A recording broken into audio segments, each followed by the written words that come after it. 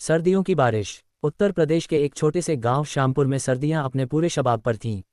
सुबह की धुंध इतनी घनी होती कि 10 कदम दूर खड़ा इंसान भी दिखाई नहीं देता।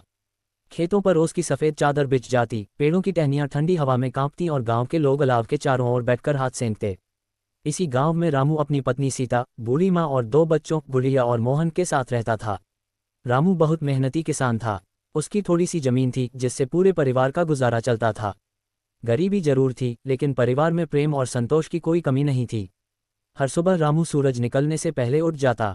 सीता चूल्हे पर गर्म चाय बनाती और मोटी मोटी बाजरे की रोटियां सेंकती। रामू ऊनी कंबल ओढ़े खेत की ओर निकल पड़ता। उस साल गेहूं की फसल बहुत अच्छी थी। खेतों में लहलहाती हरी बालियां देखकर रामू की आंखों में उम्मीद चमक उठती। अगर इस बार फसल अच्छी हो गई, उसने मुस्कुराते हुए कहा, तो मोहन को अच्छे स्कूल में दाखिला दिलाऊंगा और गुड़िया के लिए नई किताबें भी खरीदूंगा। सीता ने मुस्कुराकर जवाब दिया, भगवान मेहनत का फल जरूर देंगे। लेकिन प्रकृति की अपनी योजनाएं थीं। एक शाम गांव के चौपाल पर मौसम की चर्चा हो रही थी। बूढ़े किसान बोले, आसमान का रंग ठीक नहीं लग रहा, लगता है सर्दियों में तेज बारिश होगी। रामू ने ऊपर देखा, सचमुच काले बादल धीरे धीरे घिर रहे थे। अगले दिन सुबह से ही ठंडी हवा चलने लगी। दोपहर तक बादलों ने पूरे आसमान को ढक लिया। अचानक बिजली चमकी और देखते ही देखते मूसलाधार बारिश शुरू हो गई। सर्दियों की बारिश गांव वालों के लिए किसी मुसीबत से कम नहीं थी। तेज हवा के साथ गिरती बारिश ने खेतों में पानी भर दिया। कई किसानों की सरसों झुक गई। गेहूं की नन्ही बालियां भी पानी में डूबने लगीं। रामू छाता लेकर खेत की ओर दौड़ा। हे भगवान, उसके मुंह से निकला। खेत का एक हिस्सा पूरी तरह पानी में डूब चुका था। वह मिट्टी काट काट कर पानी निकालने लगा। उसके हाथ ठंड से सुन्न हो रहे थे, लेकिन वह रुका नहीं। तभी पड़ोसी किसान श्यामलाल भी वहां आ गया। रामू, अकेले नहीं होगा, मैं भी मदद करता हूँ। दोनों घंटों तक पानी निकालते रहे। शाम होने तक बारिश और तेज हो गई। घर लौटते समय रामू पूरी तरह भीग चुका था। उसके कपड़े कांप रहे थे। सीता ने तुरंत सूखे कपड़े दिए, अदरक वाली चाय बनाई और अलाव जलाया।